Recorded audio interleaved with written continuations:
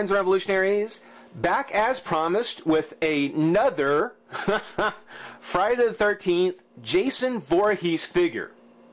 Now, we're 2 for 2, 1 for each Halloween that's come out.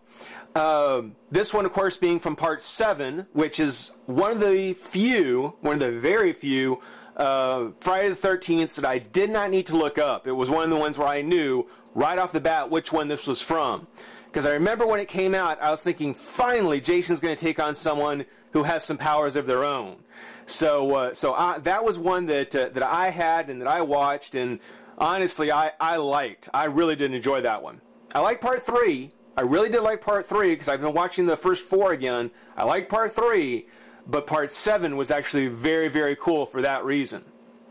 Now, again, you know, we're taking a look at at my second Jason Voorhees figure. This is my second one, and I gotta say, it's a shame that I wish I had gotten into these much earlier.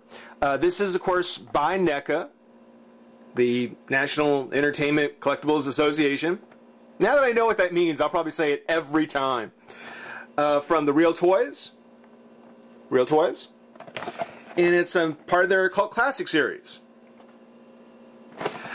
But if you've had this figure, had you had this figure originally, or if you'd known someone who had this figure originally, or if you had just seen this figure on the shelf originally, you may remember what we get here is just a shadow of what that original figure had.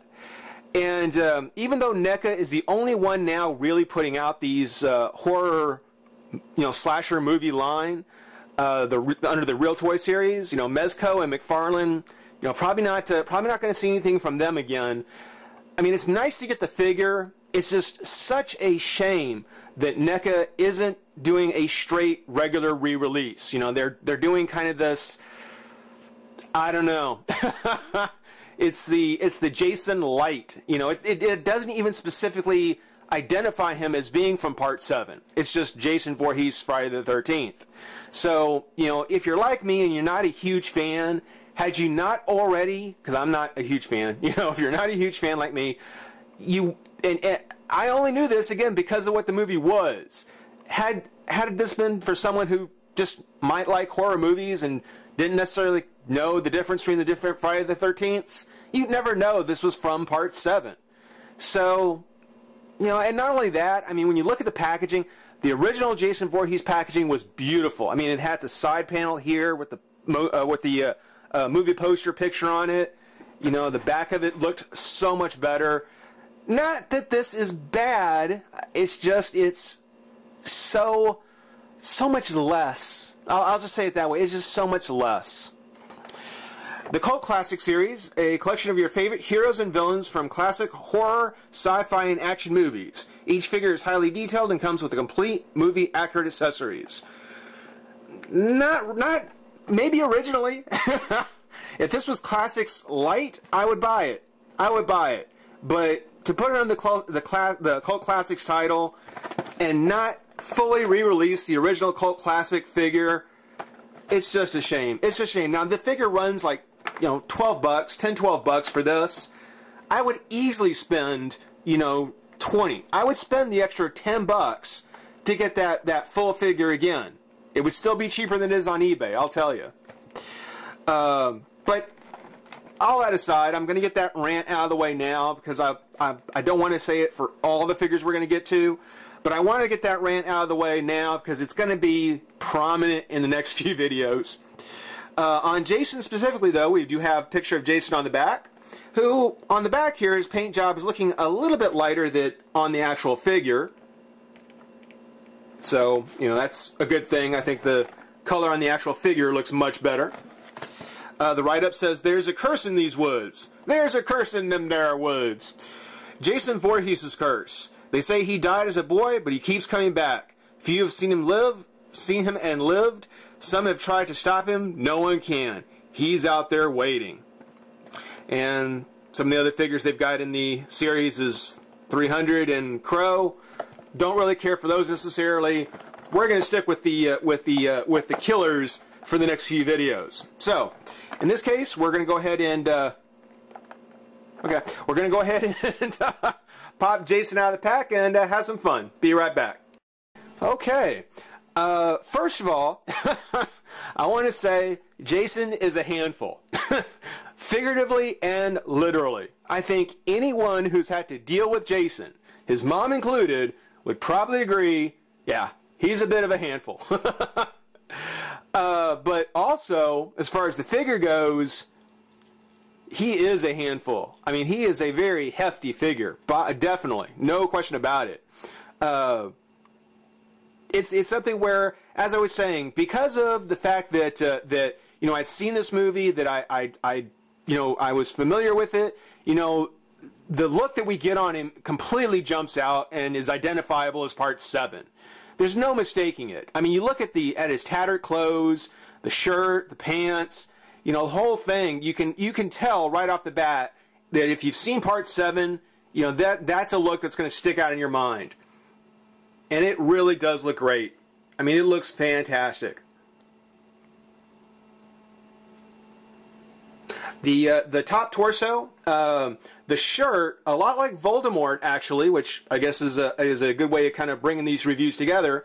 Underneath the shirt is a fully sculpted torso, so that if you look underneath, you know, some of the, well, let's see if we can do it. If you can look underneath some of the parts here that are covered up by the shirt, you can see there is fully sculpted and painted. I don't know how well you can see it. Torso underneath. Everything from the rib cage that you see here, his exposed spine and shoulder blades. You know, if you have this figure originally and you wanted to, you could splurge the extra 10, 12 bucks on him, cut the shirt away, and see, you know, what a great job they've probably done underneath. You know, you probably wouldn't want to do more than maybe on the back here, so it will come on and off, because the sleeves are actually sculpted.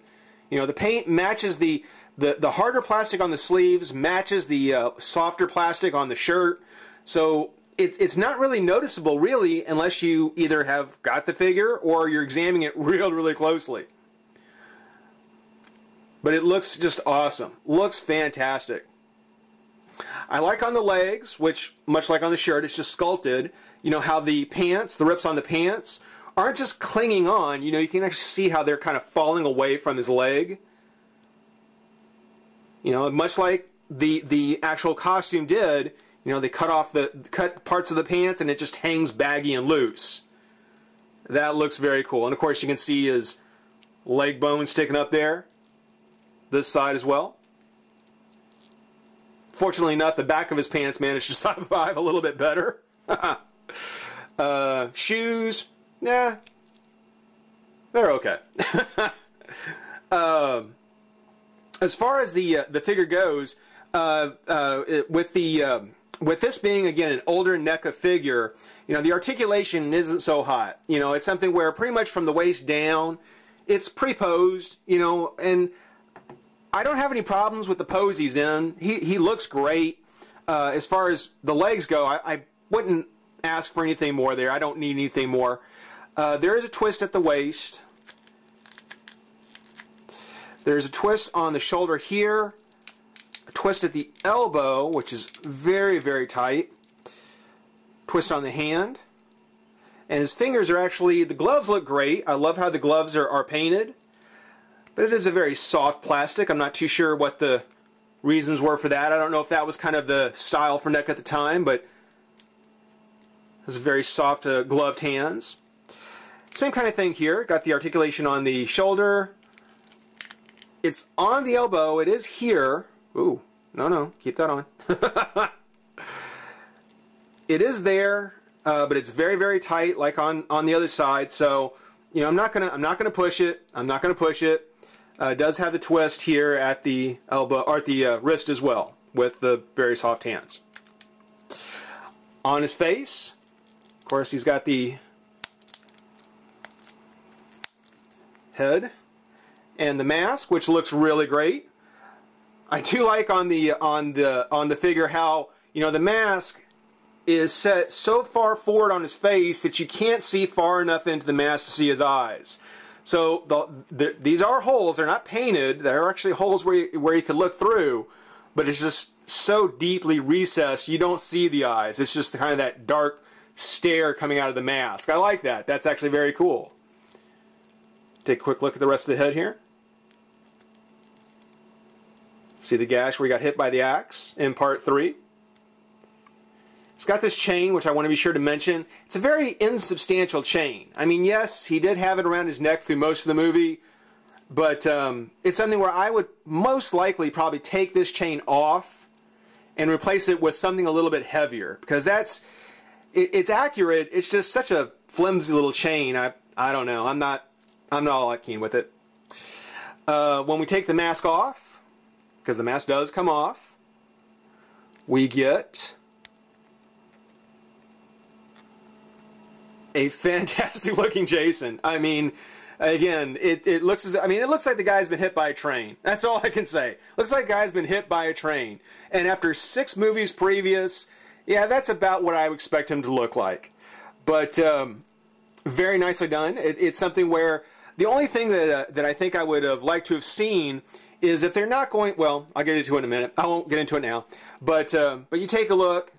Yeah, great paint job on the face and on the teeth, on the eyes.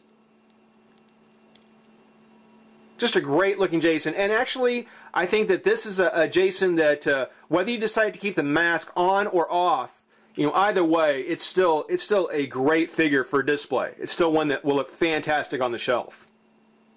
Now, on to the accessories. This Jason only comes with one, which iconically is his machete, appropriately bloodied up. And it does fit in his hands like so.